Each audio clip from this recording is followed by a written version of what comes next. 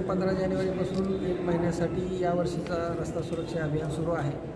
यामध्ये आपण विविध कार्यक्रमाचं आयोजन केलेलं आहे. शालेय आणि महाविद्यालयीन विद्यार्थ्यांसाठी जनजागृती आणि प्रशिक्षण शिबिरसुद्धा आपण आयोजित केलं आहे. जे चालक आहेत त्यांचं विविध ठिकाणी आपण कार्यालयीन स्तरावर आणि तालुकानिहायसुद्धा आपण नेत्र तपासणी शिबिर आयोजित केलेलं होतं.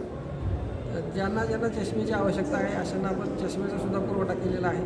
त्याचप्रमाणे विविध ठिकाणी जाहिरातीचं प्रदर्शन करणं, त्याचप्रमाणे विविध ठिकाणी बॅनरचं प्रदर्शन करणं आणि रस्ता सुरक्षा रथ याचंसुद्धा आपण आयोजन केलं आहे. सलग 15 दिवस विविध ठिकाणी रस्ता सुरक्षा रथाच्या माध्यमातून जनजागृतीचे कार्यक्रमाचं आपण आयोजन केलेलं आहे.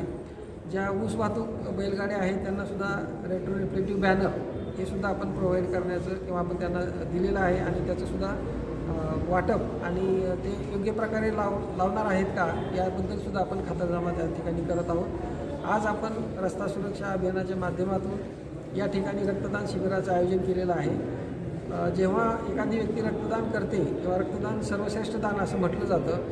रस्त्यावरती अपघात घडलेला असेल किंवा जिथं मदतीची आवश्यकता आहे, रक्तदानाच्या माध्यमातूनच त्याच्या मनामध्ये अशा प्रकारची मदतीची जाणीव निर्माण होऊन त्या ठिकाणी अपघातग्रस्तांनासुद्धा त्या ठिकाणी असे लोक जे आहेत ते मदत करतील आणि जास्तीत जास्त लोकांना वेळेमध्ये मदत मिळून उपचार त्या ठिकाणी करणं साध्य होईल आणि जेणेकरून जी काही हानी आहे ती कमीत कमी आपल्याला म्हणजे करता येईल. या अनुषंगानं आज आपण या ठिकाणी रक्तदान शिबिराचं आयोजन केलेलं आहे.